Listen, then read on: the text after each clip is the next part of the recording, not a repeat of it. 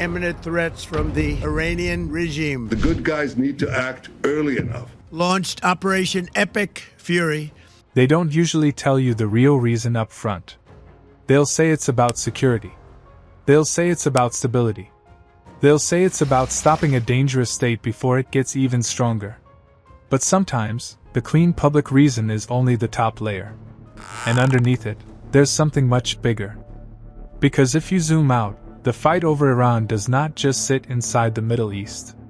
It sits inside a much larger battle over who controls global trade, who sets the rules of energy, and who gets to sit at the center of the financial system the whole world still depends on.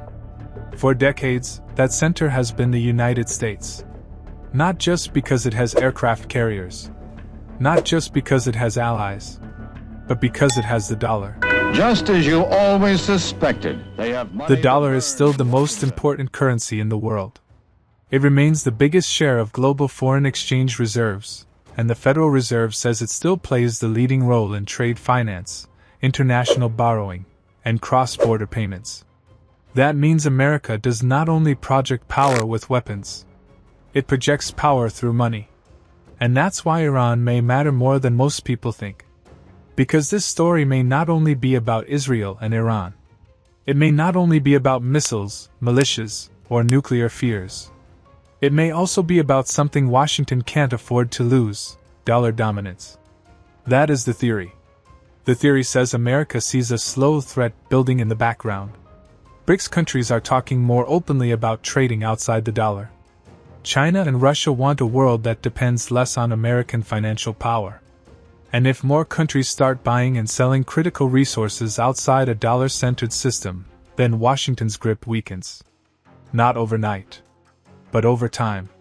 And if that happens, then the empire does not collapse in one dramatic moment. It just starts losing leverage. A little here, a little there. Until one day, it wakes up weaker than it used to be. So if Iran sits on huge oil and gas reserves, and if Iran also sits inside a network that already resists US pressure, then controlling Iran starts looking less like a regional move and more like a move on the global chessboard. And to see why that matters, we need to start with the machine that made all of this possible in the first place. Most people think power looks like tanks, troops, and flags. But modern power is often quieter than that. It looks like a payment system. Debt markets. Oil contracts. Reserve holdings. Banking access. The dollar sits in the middle of all of it. The US dollar still accounts for the biggest chunk of official global reserves, while the Fed says it remains preeminent across trade investing, international finance, and foreign exchange activity. Another recent Federal Reserve explainer said the dollar was used in 89% of foreign exchange transactions in 2025. That doesn't mean America controls every deal on Earth. But it does mean the world still runs through a system where Washington has enormous influence. And that influence creates options other countries don't have. If the US wants to punish a rival, it can do more than threaten force. It can freeze assets, block transactions, restrict banking access, pressure shippers, target insurers, chase middlemen. It can make ordinary trade feel dangerous. That is why the dollar matters so much more than just economics. It is infrastructure. It is leverage. It is one of the reasons the United States remained the central power of the post-Cold War world. So when rival powers talk about building alternatives, Washington notices. Now, here's where the story gets interesting. A lot of people online talk as if BRICS is about to launch one giant new currency tomorrow and wipe out the dollar in one shot. But the strongest public reporting does not support that. Reuters reported that Brazil's BRICS presidency was not advancing a shared BRICS currency, and the Kremlin also said BRICS was not planning its own common currency. What the bloc is discussing is slower, but still significant: more trade in local currencies, payment systems that reduce reliance on the dollar, and digital links that make non-dollar trade easier. Reuters also reported in January that India's central bank proposed linking BRICS digital currencies for cross-border payments. That may sound less dramatic, but in some ways, it's more dangerous. Because revolutions in finance rarely arrive like a movie scene. They arrive as a trend, a workaround, a habit, a new route. One more contract done outside the old system. Then another. Then another. And if Washington believes that trend could eventually chip away at the dollar's dominance, then it has every reason to protect the parts of the global system that still run through energy. Which brings us to the thing that always sits near the center of great power politics: oil. And Iran is not just another oil producer. It may be one of the most strategically placed energy states on Earth.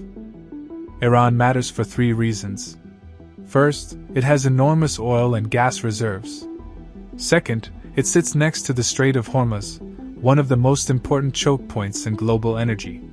And third, Iran is already deeply tied into the exact kind of sanctions-resistant trade relationship Washington hates.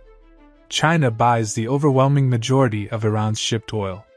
Reuters reported in January that China bought more than 80% of Iran's shipped oil in 2025, averaging around 1.38 million barrels per day. That means Iran is not just sitting there as an isolated enemy. It is already connected to America's top long-term rival through energy. And once you understand that, the picture changes. This is no longer just about whether Iran is a threat to Israel. It becomes a question of whether a heavily sanctioned state with huge reserves can keep feeding China outside the kind of US-controlled order that Washington built over decades. That's why Iran is such a problem. Because Iran is not just defiant. It is useful to the other side. Useful to China because it offers discounted crude. Useful to Russia because it helps normalize a world where sanctioned states build side channels instead of surrendering.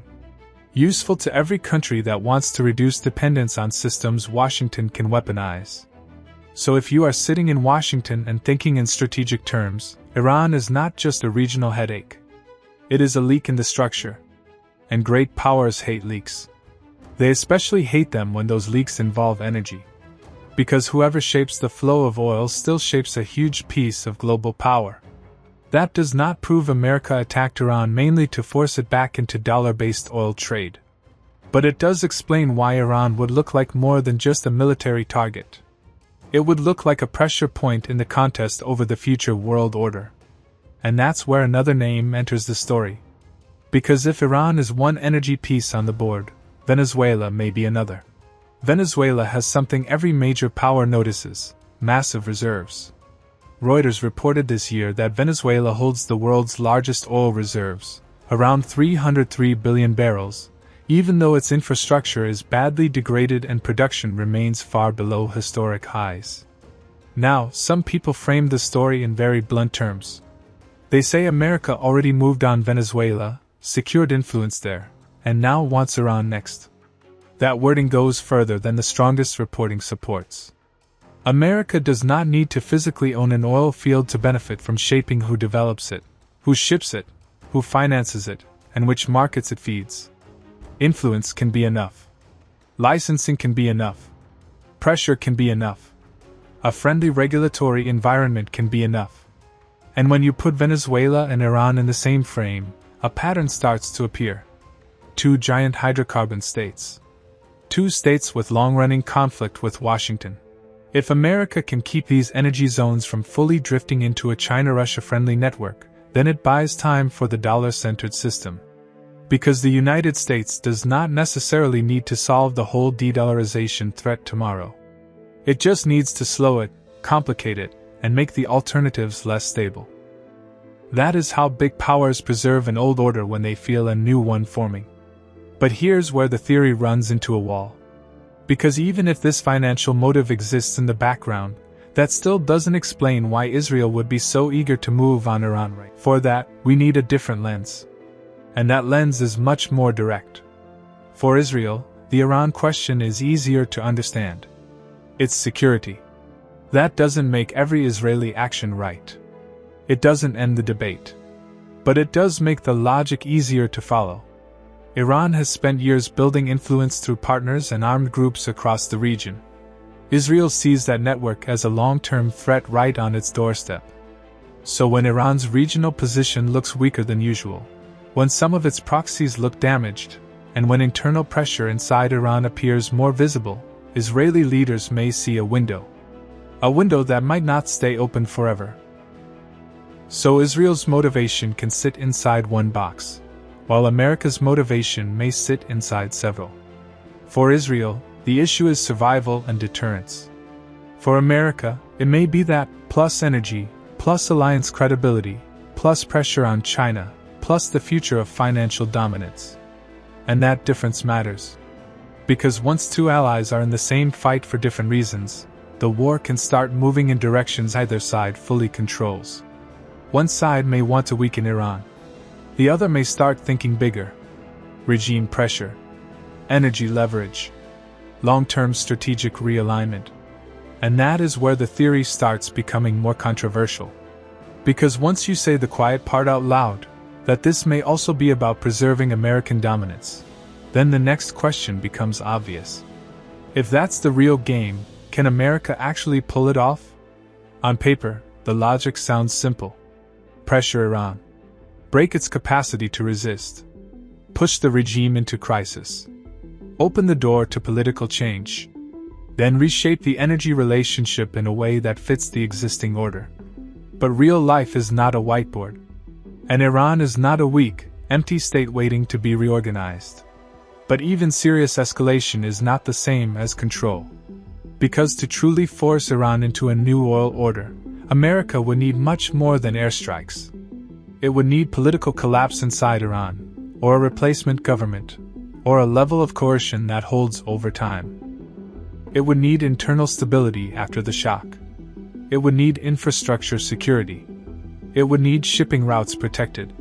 It would need buyers to trust the new order. And it would need all of that to happen in a country with deep nationalism, strategic depth, and a long memory of outside interference. That is not easy. And there's another problem. Even if the public theory says, the US wants Iran to sell oil in dollars to everyone, even China, that assumes America could actually engineer that outcome. But China is already deeply embedded in Iranian oil flows under sanctions. Reversing that would not be as simple as changing the flag over a ministry building. This is where many grand strategies break apart. And if the real purpose is bigger than Iran itself, then failure in Iran would not just be a military setback. It would be a signal. A signal that even with aircraft carriers, sanctions, and alliances, Washington can no longer shape every strategic state the way it once could. And that would matter far beyond Tehran. Because then the rest of the world starts learning a lesson.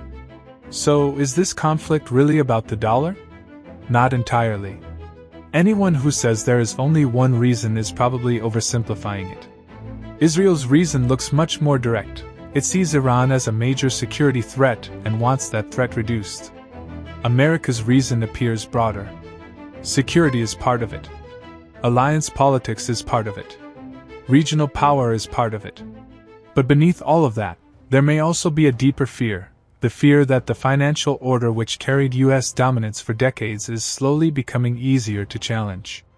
And if that is true, then Iran is not just a battlefield. It is a test. A test of whether America can still control the energy map. A test of whether sanctioned states can keep building workarounds. A test of whether China and Russia can slowly weaken the system without firing a shot at Washington itself. And most of all, a test of whether the dollar era still has enough force behind it to survive the next phase of global competition. And if that is what's happening here, then the real story was never just Iran versus the US. The real story is whether the old order can still hold together when the rest of the world is learning how to route around it.